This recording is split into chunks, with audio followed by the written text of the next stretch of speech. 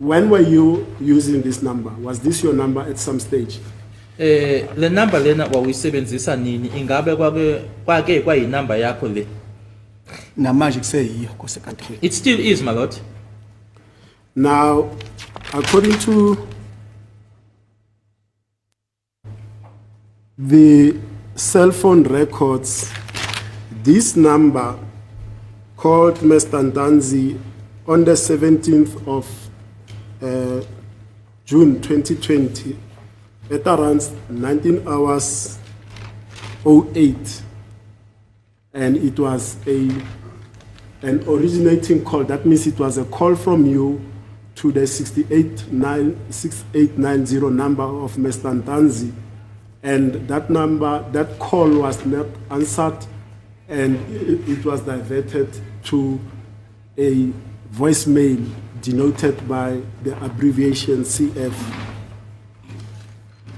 Number lena ke oku 082 390 6569 uma kubukwa ke imininingwane ke yokuxhumana phecelezi ke ama cell phone records ukuthi le number ke yaxhumana ke ne number yakhe uNtanzi egcina ngo 6890 ngey 17 zika June 2020 isikhathi ku 1908 ukuthi ke makuthi ubhalwe MTC ke MTC ukuthi iyona le number le eyashayela uNtanzi noma ke kuyiyona eyafonela uNtanzi kodwa ke ucingo lolo ke alizange ke luphendulwe uCF ukusho ukuthi ke kwakuyi voicemail.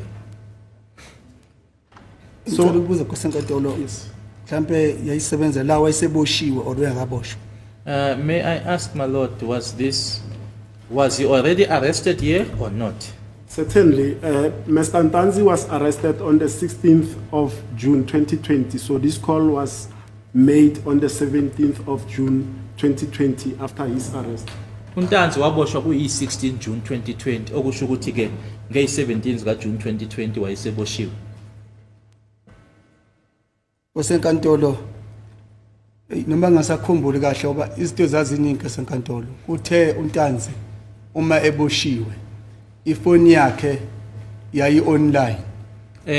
Although I can't remember well, my lord, because there was quite a lot that was happening when Ntanzi was arrested, or Ntanzi had already been arrested, his phone was online. Nkosenkantolo mangifonela ngangize ngibuze kubathe ngihlena bayibo kunjalo umuntu eboshiwe ifoni yakhe nasi online mangifonela ingangeni. What would then happen, my lord, when I would call the number, I would even ask the people that I would be sitting with, how does it happen that someone is arrested but the phone is still in use? But when I call the number, it would not go through. Okay. My lord, I'm almost at the end of my engagement with Mr. Zondo. May I ask for a moment to confer with advocate? Yes, yes.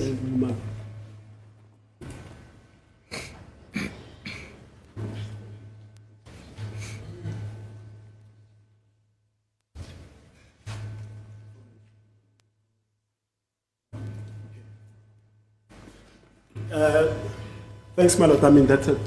Mr. Zondo, there was an oversight on my part. Yesterday when I asked you questions, so sorry, if I may repeat.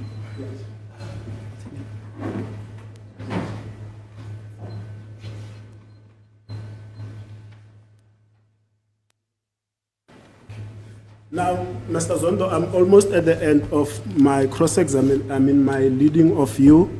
You said there's a matter that you want to leave hanging for the end. Can you then address that matter? I thought it was a matter relating to your loss of employment. Nanje basengifika amaphetheleni ke ukuthi ke ngikubuze ke imibuzo ushilo nje ukuthi kunodaba ke ozolishiya ke lulenga bekudaba futhi ke olmayela nokuthi ke waphelelwa umsebenzi. Nkosenkantolo uma ngibuya lapho ekuboshweni. My lord, when I came back from there, that is now from being arrested, okokuqala Nkosenkantolo ifamily yami ayayingazi futhi uthi ingacontact abani ukuthi kutholakala ukuthi kwenze njani ngikuphi. My lord, firstly, my family was not aware they didn't know as to who to contact so as for them to know with regards to my whereabouts. Kwasenkantolo abaphathi bami baya straight endlini ngoba ukusuka emsebenzini uzendlini akupheli 10 minutes mohamba wokha ngenyawo. Even my superiors, my lord, they went to my place of residence because walking from my place of employment to my residence, my lord, one would not even take 10 minutes. Bayifika endlini basho wathi uthathiwe lapha amaphoyisa. Upon their arrival at home, they then told them or indicated to them that he had been taken by the police. Emsebenzini masengibuya back ngibuye kuboshweni bathi no abazungumuva nami uke Safari Club ngoba kwasengene enye company usibani Stillwater isihamba le company iloan mini so eyami company yahamba ya Safari Club bathi ngebehambe nami ngoba semi criminal record. Upon my arrival there, my lord, they then told me that they were not going to move with me to Swart Club because now another company was now coming in, Lonmin, my lord, and my company Sibanye was moving to Swart Club. So they indicated that they won't take me along as I had a criminal record. Kwabe kuphela wami umsebenzi ke kwasenkantolo abangiqala phansi sengiapplyela omnye umsebenzi futhi. That is how I lost employment, my lord, and then starting afresh to now apply for new employment.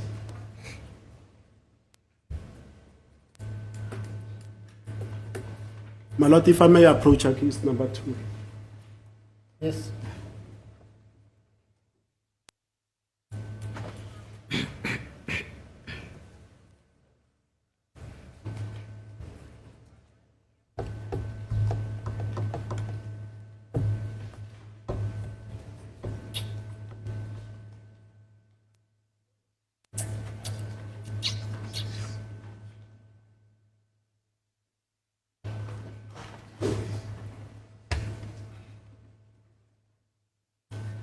As the court pleases, my lord, I'm indebted, my lord. That is the end of my interaction with Mr. Zondo at this stage. I'm indebted. Thank you, Mr. Zondo. Ngiyabonga baba uZondo Mqethile. Ngiyabonga nkosikazi. Thank you, my lord.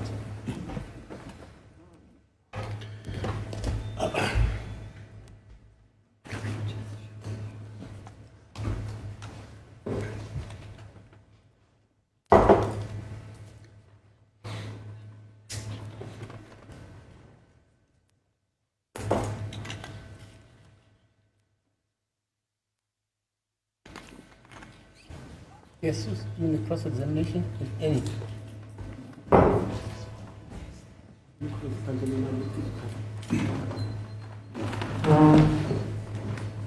Yes, it is the court, my lord. I've got no questions to Mr. Thanks, okay. You say? Thank you, my lord. I do have. Thank you, my lord. I do have questions. Yes, sir. Mr. Zondo, amongst the allegations that the police made to you was that you had visited Mr. Mapisa, accused number 4, before this court.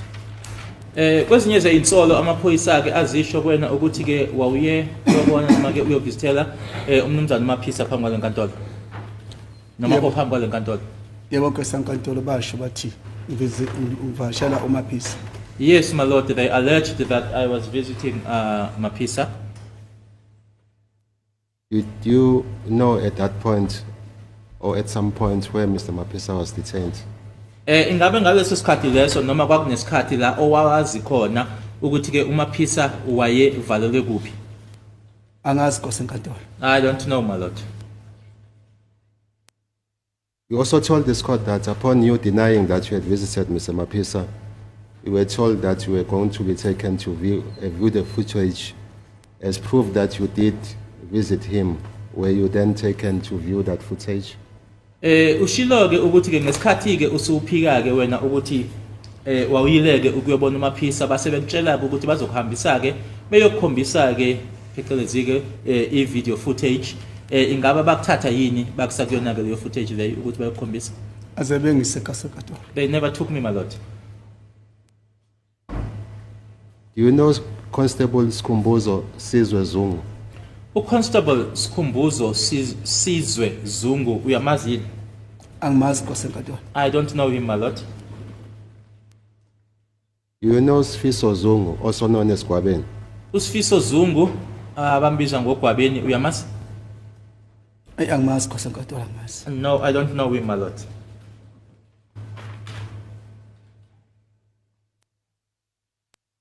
You know the area called Kohlokolo area.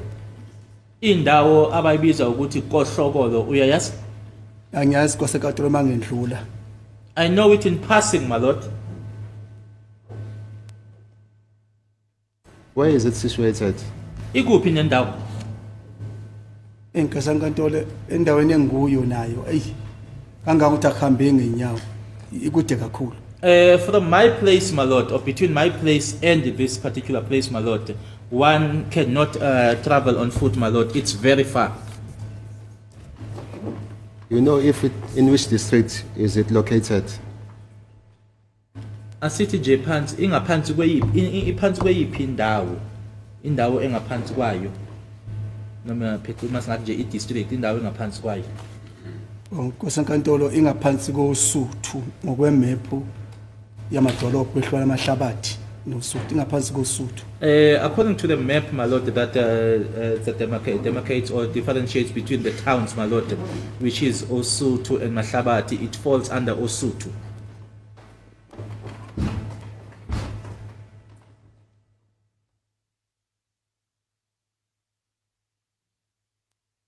You told this court that you don't know Gwabeni.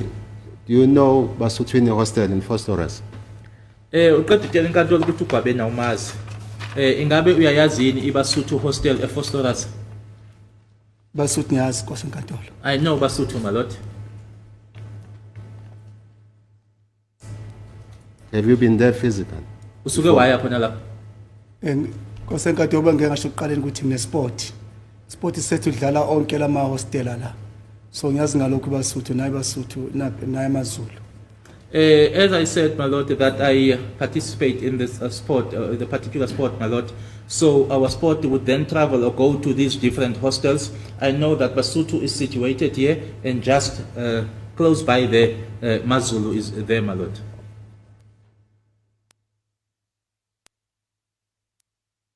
On the 26th of October 2014, were you at Basutwini Hostel? Ngay 26 zika October 2014 ingabe wawuse Basuthu Hostel yini? 26 October 2014. Ayi Nkosi enkantolo. 20 14. 26 October 2014. Nkosi enkantolo uthi ngoba nakho ikhalenda ayikho Nkosi enkantolo ngeke ngikwazi ukukhumbula ukuthi ngoba kwakwenzakalani kunjani angazi. Because there is no calendar, my lord, I won't be able to tell as to what was happening. So I don't know how to explain it, my lord. The deceased in this matter was killed on the 26th of October 2014. Owashona noma ke umufi kuleli cala leli washona ngazo i-26 October 2014.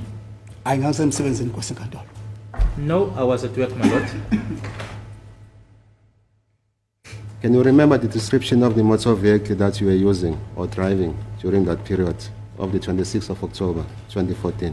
Ngaso leso sikhathi leso isikhathi sange 26 October 2014 ngayisho usayikhumbula yini imoto owawuhamba ngayo? Nkosi enkantolo yebo ngiyayikhumbula. Yes, I do recall, my lord. What is the description of the vehicle that you were driving? Kwakuyimotweni. I-Ranex emnyama 1.8. It was a black 1.8 Ranex.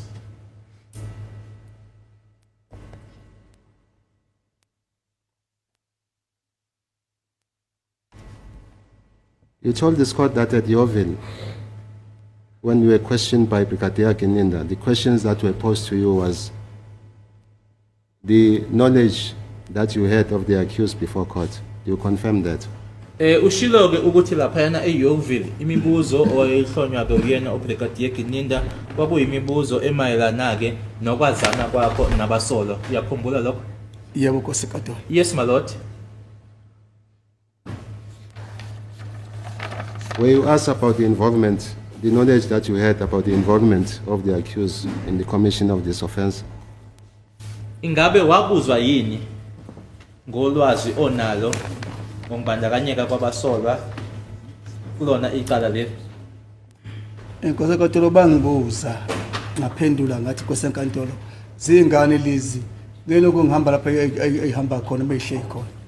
I was asked, my lord, and my response was the following, that they are younger than me, my lord. I cannot be traveling where they are traveling or hang around with them where they are hanging around. If you can remember, what questions were you asked? Uma kuwukuthi usakhumbula imiphi imibuzo owayibuzwa? Inkosi enkantolo umbuzo engimangikhumbula kahle mangisakhumbuli kahle. Bangibuza ngayo imoto yami ukuthi yayidriver uNtanzi ethengisa ibhamu. If I remember correctly, my lord, they were asking me about my vehicle, that it was being driven by Ntanzi selling firearms. Ngaphendula ngathi uNtanzi muphi?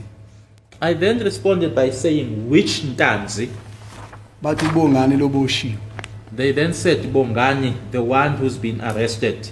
Ngathi inkosi enkantolo lo muntu awazi ngisho ukudrive. I then said, my lord, that person can't even drive.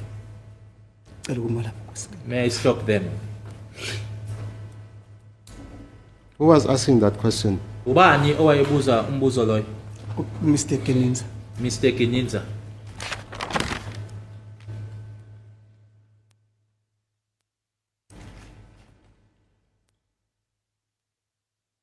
Inkosi enkantolo selapho ngiyaxolisa iphazamisa. Waze wangibuza ngomunye ukuthi uNtanzi nomfana okwaba nami umthera ethi kwathini kwaNongoma athi mina angikwazi lokho mina. Lo mfana ngimazi ehlala nami maze ephila phambi kwami ehlala. Okay. Nalo bangibuza inkosi. Kwathini ngizamxoli kanjani? Wayithini le? Ngiyengisa. Uma yithi kwathini? Uthi No, shothi inkosi enkantolo iyaxolisa. Ngizama ukuchaza ukuthi omunye umbuzo wangibuza ngawo. yes. Ukuthi uNtanzi unecala kwaNongoma. Yebo. Anomunye umfana bathi Alright. umthera itenshanga le. The other thing, my lord, that I would like to mention is that, or that I was asked about, was with regard to Untanzi, about a particular matter from KwaNongoma, where he was involved with this particular gentleman called Mtera. Uthike wabusuphendu uthini? Ngaphendula ngathi angikwazi lokho inkosi enkantolo balomfana ukhula phambi kwami. I then responded by saying, I know nothing about that, because this boy is growing up just right in front of me. Thank you, my daughter. I have no further questions. Thank you. Yes, ma'am.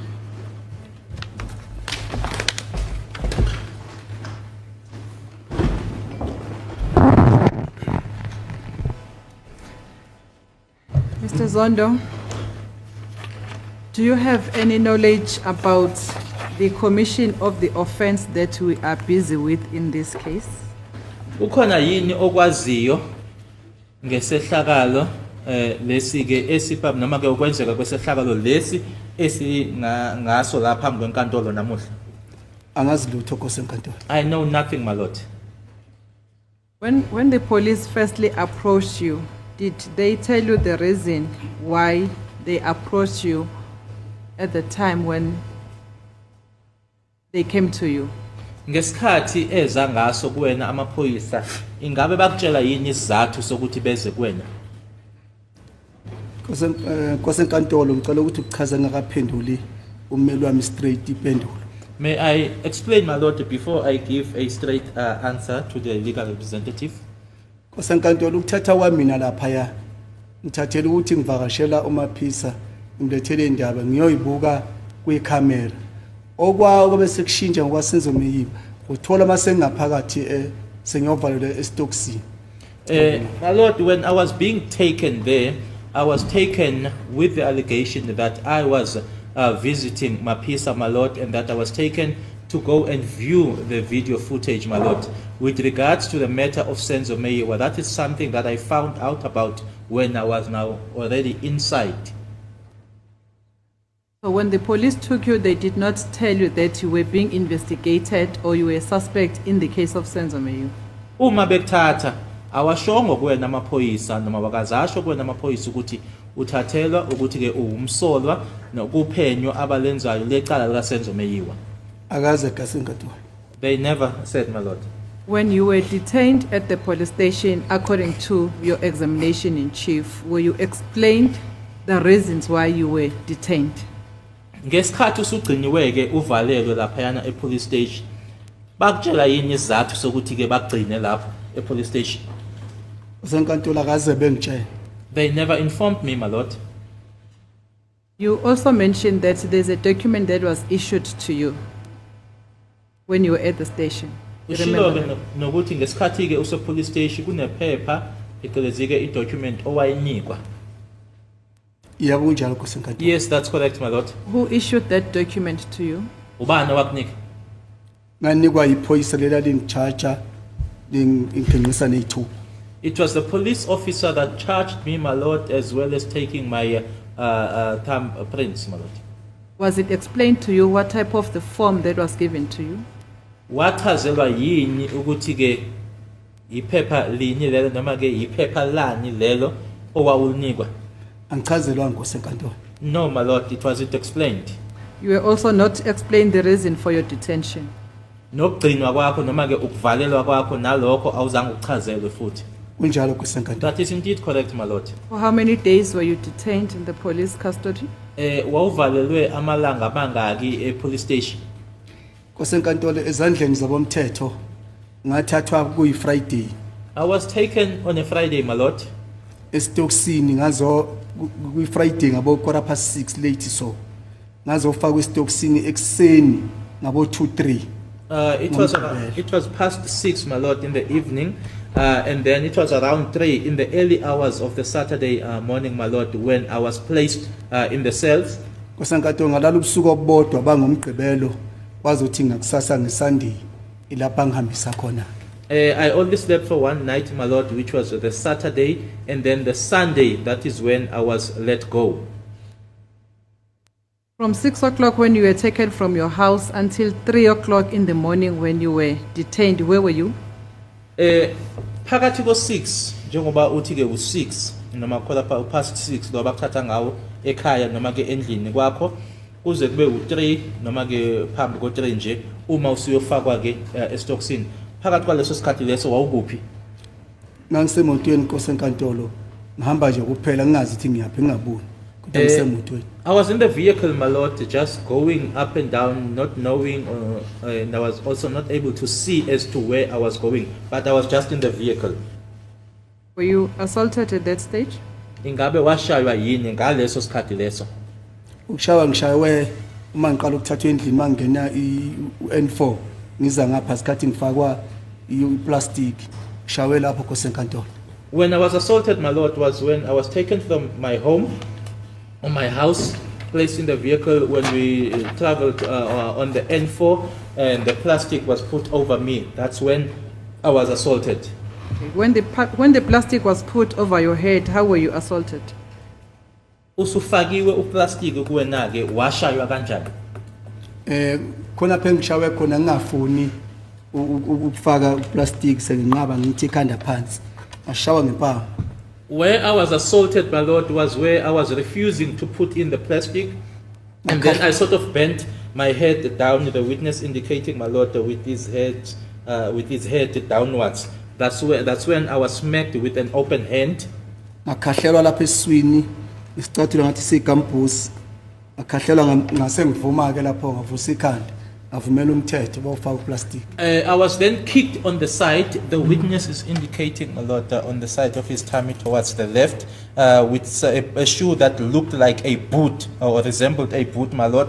That's when I picked my head up and then allowed them then to put the plastic. Were you able to see who assaulted you? Come again, sorry. Were you able to see who assaulted you? Wawubona yini noma wabona yini ukuthi ubani wayekushaya?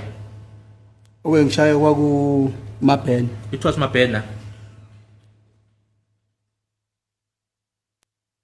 And you also testified that when the police entered inside your house was searched. Ushilo ke nokuthi ke ngesikhathi amaphoyisa engena kwakho basesha. Kusekade bakhahlela umbhede bawuphamisa phezulu. They kicked the bed, my lord, and lifted it up. Did the police ask the permission from you to search your house? Bayicela yini imvume kuwena ukuthi baseshe kwakho? Chaza becela Nkosi enkantolo. No, my lord, they never asked. Did the police showed you any search warrant? Ikhona yini incwadi phecelezi-ke i-search warrant abakhombisa yona ebavumelayo noma ebanikeza igunya lokuthi bakwenze lokho? Ayikho Nkosi enkantolo. None, my lord.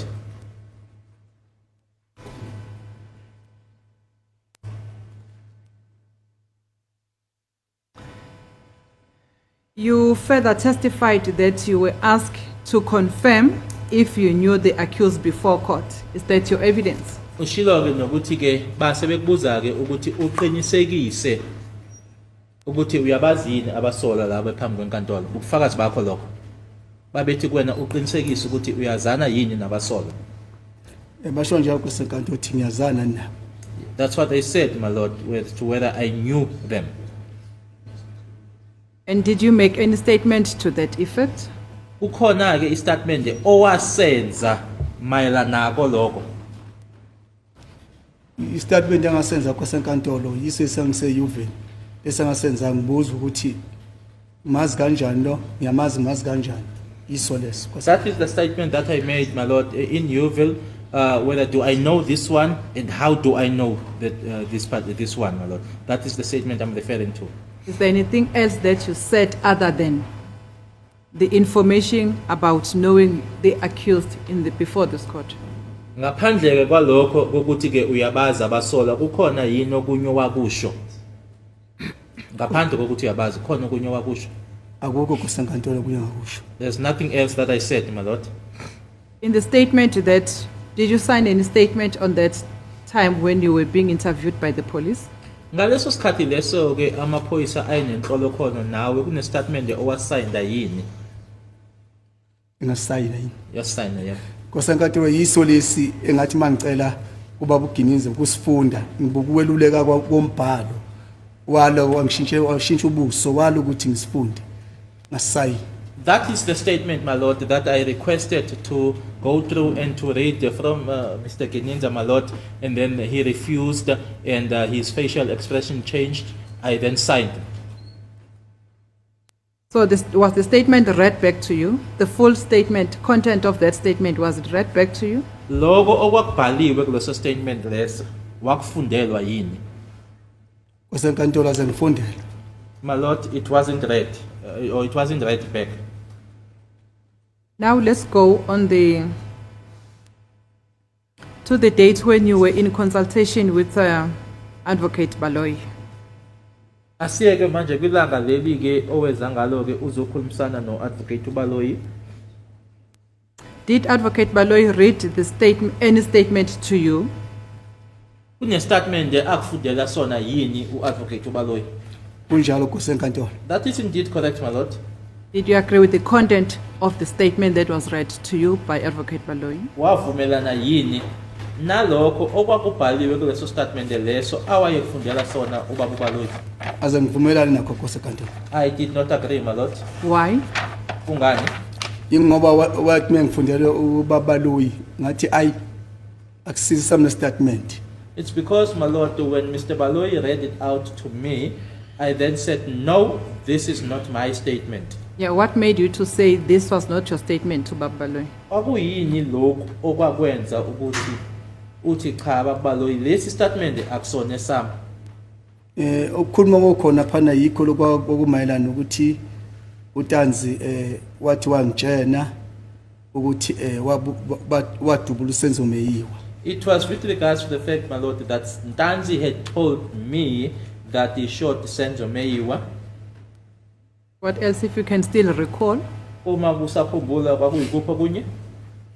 Nkosi enkantolo mangasakhumbula okunye kwayikuphi kodwa ngikhumbula lapha mangithi Baba Baloyi akusi statement sami leso wathi Baba Baloyi no labantu abebhala abasazi kahle isiZulu.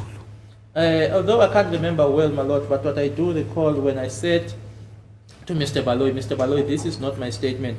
Mr. Baloyi then said that the people who wrote here are not that well conversant in isiZulu. In that statement, did you implicate any of the accused in this matter? kuleso statement leso khona yini kubasolwa laba abaphambi kwenkantolo owabafaka ecaleni uthi ukhona ukubahlanganisa necala Angizahlumbuza okusuka ngakimi. okusuka kuwena utshela amaphoyisa kuleso statement leso okhuluma ngaso Yeah. kukhona yini owakusho ukusho ngabasolwa laba abahlanu abaphambi kwenkantolo ukuthi abasolwa laba bayambandakanyeka kuleli cala leli? Cha, akukho kusenkantolo. No, nothing, my lord.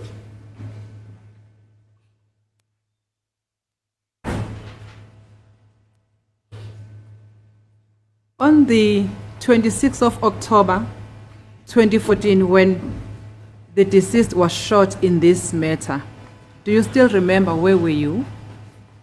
Nge-26 sika October 2014 ngelanga umufi kulona icala leli awadutshulwa wabulawa ngalo ingabe usakhumbula yini ukuthi wawukephi nendawo? Yebo kusenkantolo. Yes, my lord. Tell the court. Tshela inkantolo. Ngangisemsebenzini ngenight shift iSunday ngazophuma ekuseni. I was at work, my lord, working night shift. It was a Sunday and then knocked off in the morning. Did you meet with accused number 5 on the 26th of October 2014? Nge-26 zika October 2014 wahlangana yini nomsola wesihlanu? Ongibani kusenkantolo? Who is he? Mr. Ntuli? Ntuli? Cha, kusenkantolo azengihlangane naye. No, my lord, I never met with him. Do you have any idea as to where was Mr. Ntuli on the 26th of October 2014? Unalo yini ulwazi lokuthi wayekephi nendawo ngazi i-26 zika October 2014 yena Ntuli? Ayi anginalo ulwazi kusenkantolo. No, I have no idea, my lord.